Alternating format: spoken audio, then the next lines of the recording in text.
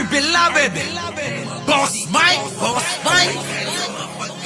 Cervera. Eto na, magkikita na. Oh, eto ang pinakamasaya. Bigay na lang natin kay Sarah. Ang pinakamasaya sa buhay niya. Maging happy na. Oh, magiging happy na si BP Sara. Dodede. Oh, Dodede. Oh, magkikita na sila ni Taylor Swift. Ala ka. Talaga? Bakit? Oh, eto na. Tenen. Oh. Ay, grabe, Taylor Swift. Buti pa sa concert ni Taylor Swift, maraming tao. Sa rally ni Sarah, wala pang 50. Ha? Di ba? Kaya pala gustong-gusto niyang pumunta para siguro, sabihin niya, eto mga DDS, lahat to, DDS. Aagawin, oy, Taylor Swift, mag-ingat ka. Baka yung concert mo, sabihin niya, rally ng mga DDS, ha? Oy, kayo mga DDS, ha? Oh, magaling kayo sa ganyan. Oh, yung ganito, papatungan nyo ng mga sigaw-sigaw ng ano? Ha? Duterte? Oy. Oh, isa lang ho dyan si Sarah. Sa mga nanonood dyan, ha? Hindi ho ninyo rally ito. Huwag kayong mga aangkin. Oh, Renea, thank you, Boss Mike. Ano ang pumipigil sa gobyerno para sampahan ng bruwang ito ng sedisyon? Oh, nakakaumay na ang itsura, ang boses niya, sarap lamutakin. Sino po ba si Sarah? Meron na akong mga kaso. Sinampan na ho, ang dami na akong kaso ni Sarah, ha? Oo. Boss Renea. Oh. Renea Gat. Opo, eto na. Grabe, no, mga kababayan, no? Tingnan nyo yung tao. Ayan. Napakaraming tao. Oh. Grabe, no? Oh, tingnan nyo mga kababayan yung tao, yung mga nakaupo, oh. Akala mo, dekorasyon sa pader, ano? Oh. Grabe, oh. Daming tao. Si Sarah nasaan? Kaya si Sarah dyan, ano? Ayan, mga kababayan ko. O, eto na, good news. Para kay Sarah, mga kababayan, pakinggan nyo. Pasok! Yan. Alaka, eto na. Oh, eto na, TS12 is coming. Nako, brand new. Oh, brand new daw ito, mga kababayan. Oh. Panoorin. Ready to drop na ang bagong album ni Taylor Swift. Ala, may bagong album si Taylor Swift. Siyempre, magpapa-concert na naman to ngayon. Oh, siyempre, mangunguna na naman dyan si Buday. Kahit paanong sitwasyon ng bansa, walang pakialam yan. Malunod kayo sa baha. Oh, mga kababayan, mamatay kayo sa gutom. Walang pakialam yan. Ang mahalaga, makapanood ng concert ng, ewan ko kung ano ba to, crush niya ba to? Trip niya ba to? O tagahanga, si Buday nyo. Oh, di ba mga kababayan? Yan, oh. Meron na naman bagong album yung meron naman ng bagong album yung idol niya, mga kababayan, oh. Ang bagong album ni Taylor Swift. Nako. Entitled po yan na The Life of a Showgirl. Nako, The Life of the Showgirl. Oh, ayan mga kababayan, oh. Ito pala yung shota, oy. Oo, saktan natin si Buday. Buday, oh. Etong nakaberde, tayo yung bagong shota, oh. Shota niya, oh. Tignan mo, oh. Tingnan mo yung shota. Mas gwapo pa ako. Buday. Ayan, oh. Shota ni Taylor Swift. Oh. Nanunsyo yan ni Taylor sa podcast ng New Heights, hosted by her boyfriend, Nako. Travis Kelce. Nako, si Travis Kelce, oh. Yan pala yung bagong boyfriend. Kita mo, Buday? Yung itsura, mukhang ano, kamukha ni Norman Mangusin,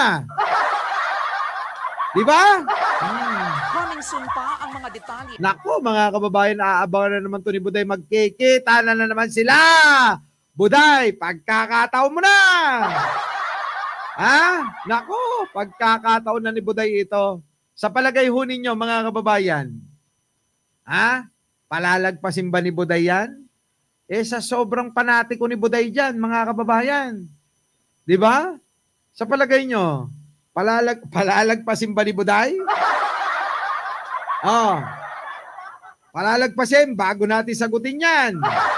Mga kababayan, bago natin sagutin, bago natin sagutin huwag nyo hong kalimutan na mag-like, mag-share at mag-subscribe, At track list. Yan na, mga kababayan ko. Alam naman natin at kilala naman natin si Buday pagka si Taylor Swift ang pag-uusapan kahit na ho kayo nalulunod sa baha, kahit na ho kayo pa, mga kababayan, ay namamatay na sa gutom, walang pakialam yan si Buday. Iiwan kayo niyan. Sa totoo naman, kita nyo, anong ginagawa ngayon ni Buday, mga kababayan? Hindi po ba gala lang ng gala? Pasyal lang ng pasyal? Tapos sa mga bansang pinupuntahan, naninira. Sino sinisiraan? Taong bayan, pangulo, bansa. Yan ang mga sinisiraan, mga kababayan. Umabot ng 1,500 ticket ni Taylor Swift. Nako, grabe.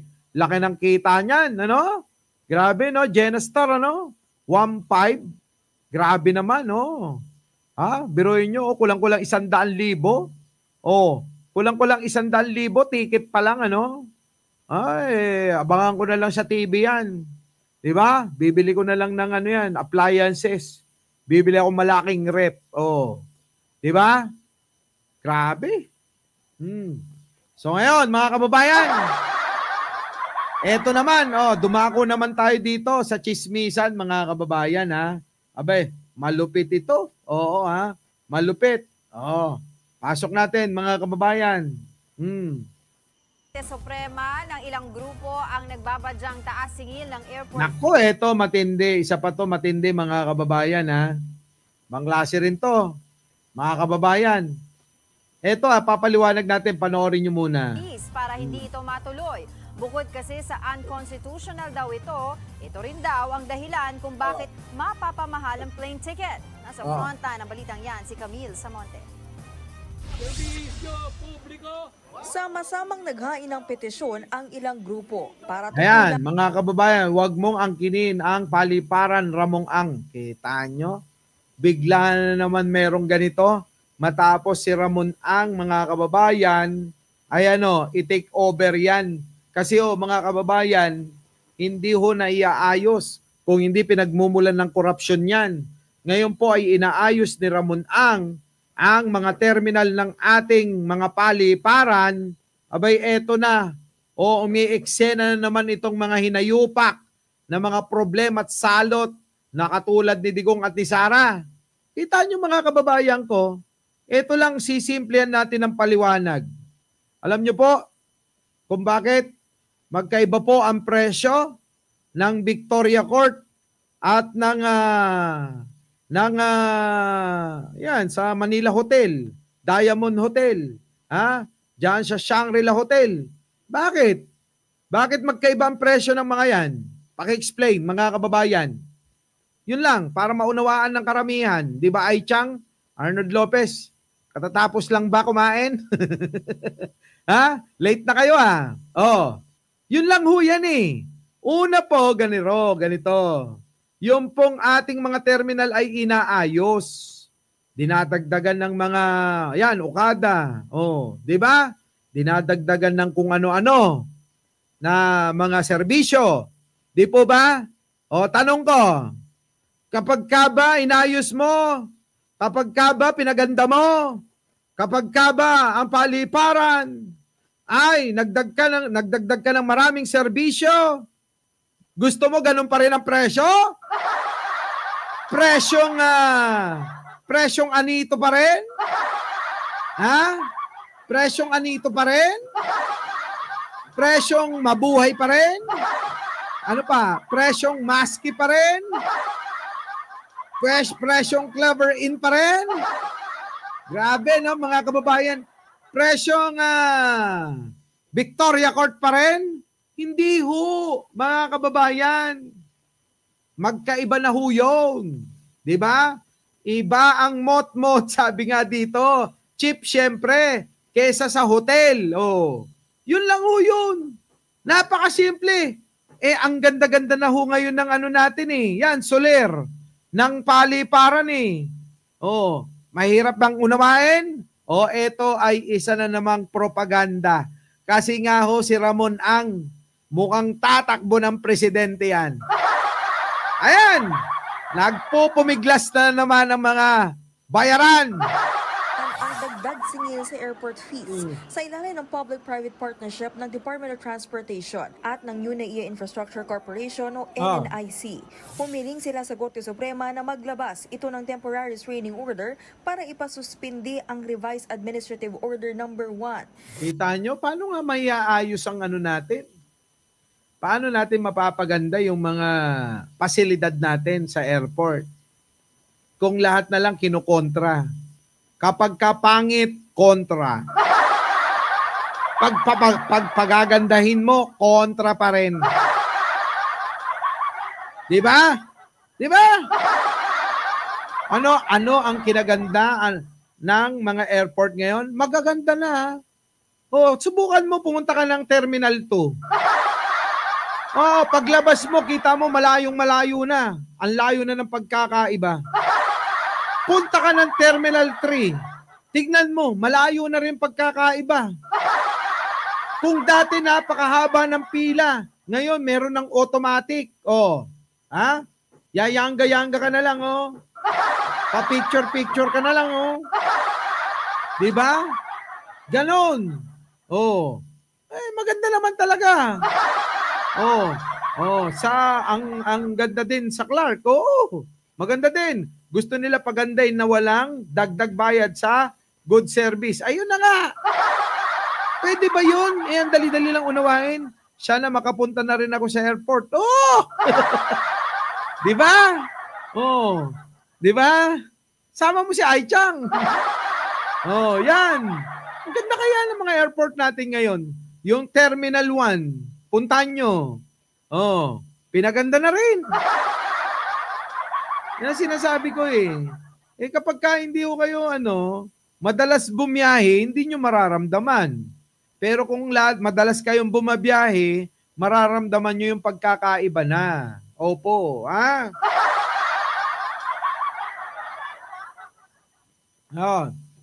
May hugong-hugong. Kasi natatakbo ang pagkapresidente si Ramon Ang, kaya tinitira nila. Takot si Buday. Ano pa nga ba? Ganun talaga yan. Di ba? Kapag umugong, ang lakas ha. Nagpa-survey kami sa Facebook. Landslide si Ramon Ang kumpara kay Buday. Di ba? Utak talangkang aktivista. Sa nasabing AO number 1, papayagan ang pagtaas ng airport-related fees gaya ng parking, airline landing, take-off, cargo at commercial space sa Ninoy Aquino International Airport. Correct. Ang mga dagdag singil na yan, pati na ang NAIA PPP Project Concession Agreement, ang gustong ipatiklarang unconstitutional. Nako, ito na naman tayo. Lahat na lang unconstitutional, mga kababayan ko. Dapat talaga, payag na ako magkaroon ng CONCON, Lagi na lang ginagamit yung constitution na yan, Ha? Hermes Valdez, Yes, Ramon Ang sa 2028. Nako! Ayaw mo sa akin? Ayaw mo sa akin, tatakbo ko. Tuloy. Legal at walang bisa ng mga petitioner. Hindi raw ito kasi ikinonsulta sa kanila at iba pang stakeholders. Nako, grabe may pag-ganun pa. Ramon Ang for President, kung ayaw niyong tumulong, kayo ang magpagawa ng mga airport, pagawa nyo kay Sayad. Di po ba mga kababayan ko? Yan Senator muna. Uy, ito na. Ito rin daw ang dahilan kaya lalong tataas ang presyo ng plane ticket kahit na local destination lang. Ay, nako, Diyos ko po. Normal lang ho yun. Normal lang ho. Kayo naman Ito lang sa tindahan. Presyo sa karinderya at saka restaurant. Parehas lang ang luto, parehas lang ang sarap. Pero bakit mas mahal doon sa restaurant? Sipin nyo nga yan. Simple lang natin, huwag na natin palalimin. Ganun ho yun. Eh kung nagrereklamo kayo, kanyo pangit ang airport, pinaganda, gusto nyo, ganun pa rin ang bayad nyo. Di po ba? So ibig sabihin, hindi sapat yung pong binabayad natin para makalikom sila na para mapaganda ang airport natin. So anong dapat gawin? Magdagdag singil para makalikom, makaipon ng pagpapaganda. O, hindi na nga. Eto na't binigay na kay Ramon ang pagmamahala na magaling sa negosyo, magaling sa pamamahala. Kung kokontrain nyo naman ang kokontrain, ano mangyayari sa inyo? Wala eh. Yan ang problema. Kontra kayo ng kontra eh. Hayaan nyo muna. Tapos yung mga kumukontra mga kababayan, hindi naman sila yun yung bumabiyahe. Di ba? Yung mga kumukontra, mga kababayan, hindi naman sila yung bumabiyahe. Ang kakapal ng mga muka. Di ba? Ako nga, babiyahe kami, kasama si Arnold. Ha? Babiyahe kami, sa isang linggo, sa isang linggo. Di ba? Babalikan ko yung deal ko sa Korea next month. Di ba? Wala naman akong reklamo. Bagay na papasanin ng mga pasahero. Kaya baka raw kahit piso fare promos ay hindi mararamdaman kung kakainin lang din ng mga dagdag na bayarin. Pinangungunahan nyo kasi. Hayaan nyo muna. Panguna kasi kayo ng panguna eh. Ang tatamaan naman po niyan yung mga pamilya. Si kuya naman, kung ewan ko ba to? Tingnan nyo, mga kababayan, yung mga katwiran, kala mo mga zombie tong mga to. Ay, mga itsura, kala mo mga zombie. Ng mga OFW na gumagamit ng airport. Ginamit nyo naman yung mga OFW. Ang dami na ngang mga benepisyo ng mga OFW. May sariling pahingahan. May sariling lounge. Libre pagkain. Kita mo? Libre lahat. Anak ng tinapa mga kababayan, yan, Sir Vera, gusto ko yan. Si ang nagpapaganda kasi hindi kaya ng gobyerno ni PBBM. Aminado naman tayo. Pero, Boss Ernesto, sa panahon ni Presidente nakaisip na ibigay kay Ang. So, under pa rin ng administrasyon at gobyerno ni Pangulo yan. Di ba? Boss Mike! Gumising ako para makaabot para buhayin mo ako. Thank you naman Emeline De Castro. Baka masobrahan ka Baka ikaw na ang dahilan ng pagyaman ko ito na mga zombie, panoorin mo. Yung pong mga regular na sumasakay sa airport, yung pong ticket nila na kakarga po lahat yan sa kanila. Hindi mo pa nga nakikita Iniisip mo, pinangungunahan mo para ka makareklamo ka ng reklamo Antayin mo muna. Kung ikakarga talaga. Ang problema, nangunguna yung reklamo bago gawa. Di ba? Gawin nyo muna yung mga party nyo. Mga inayupak kayo. Nandiyan kayo sa airport. Anong ginagawa nyo? Hindi po natin maiiwasan yung pagtataas na yan. Baka magiging panaginip na lang yung sinasabi nilang piso fare. Naku, ayan ang problema, pinangungunahan nyo kung ano mangyayari. Diba? Antayin nyo muna mangyari bago kayo magreklamo. Kung wala naman, At saka kung reasonable naman, yung pong pag-akyat ng karagdagang bayad. Di po ba? Magrereklamo pa ba yung mga tao? Halimbawa, mga kababayan, kumain kayo ng parehas na halo-halo. Yung binili nito mas mura. Walang ube at saka walang leche plan. Wala hong langka. Ngayon nagrereklamo mga kababayan. Nagrereklamo, walang ube, walang langka, walang leche plan. Nagrereklamo, bakit walang to? Leche plan, walang ube, walang langka, walang makapuno. Oh. Tapos nakita yung isa, dito meron. Oh, walang ice cream. Ayan. Walang ice cream. Oh, nakita yung isa, mga kababayan ko. Oh, bakit sa kanya? Kompleto. Oh, 'di ba? May ice cream, may makapuno, may langka, may ubi. Oh, may leche plan. Oh, tapos nung sinabi nung tendera, boss, magdagdag ka ng magdagdag ka ng bayad. Dagdag ka ng 10 para dun sa dagdag na rekado. Oh, magrereklamo. Ay, bakit ako magdadagdag? O, di ba? Parang ganun na ganun tong mga to. May upgrading eh. Nag-upgrade eh. Dapat, normal lang yun. Ako mga kababayan, eto. Sample na naman. Siguro naman nakasakay na kayo ng eroplano lahat, Di po ba? Bakit to mas mahal sa business class? Nang sobra-sobrang layo, milya-milya, kumpara doon sa sa economy. Sige nga ho. Di ba? Bakit to napakamahal? Doon sa business class napakaganda talaga ng upuan. Mahihiga mo ng diretso at doon lahat ng gusto mo. Alak, wine, kahit ano. Pagkain, mag-request ka. Komportable yan. Correct. Komportable kasi. Yun yung binabayaran dun nagets nyo na. Paniniwalaan nyo na naman itong mga bobo na mga pasaway. Itong mga magugulo na to, wala.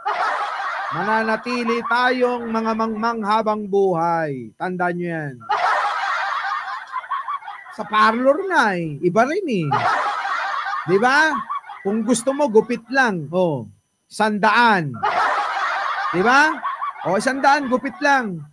Gusto mo magpa-shampoo, magpa-treatment ng buhok mo at ng balakubak mo. Gusto mo 100 pa rin? Hindi pwedeng ganon. Nagigets nyo po ba ako, mga kababayan? Hindi, pagka ganon wala talaga. Walang mai-improve, mga kababayan. Di ba? Sabi ni Mimi Perez, pwede kang mamili ng food, solo, ang upuan. Di ba? Kung budget meal lang. Di po ba? Yan yun sarap matulog sa business class. Oo! Di ba, Emeline Di Castro? Napakasarap talaga. Tapos lagi ka pang pupuntahan nung flight stewardess. Oo. Ako, mga kababayan, syempre, lagi kong chine-chempuan yung trip ko yung muka. Kapag hindi ko gusto yung muka, wala. Mamaya na ako kanya, wala. Pag andyan na yung maganda, miss, halika. Penge ko ng ganito, penge ko ng ganyan, penge ko ng ganito. Di ba? Ayan, Ernesto. Villanueva. Correct, kung gupit lang. Di ba? Kapag dinagdagan mo na yan, iba na yan. Ibang usapan na yun. May dagdag din na bayad yun. So, mga kababayan, sana, may natutunan tayong lahat, So, paano? Meron na ako. Selective. Ganun talaga. Mararanasan mo rin yan. Si Arnold, Iba-video kita.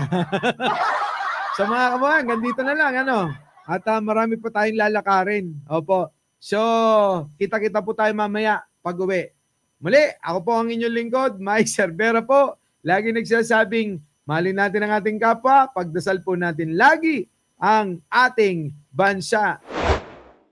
Our beloved Boss Mike, Boss Mike.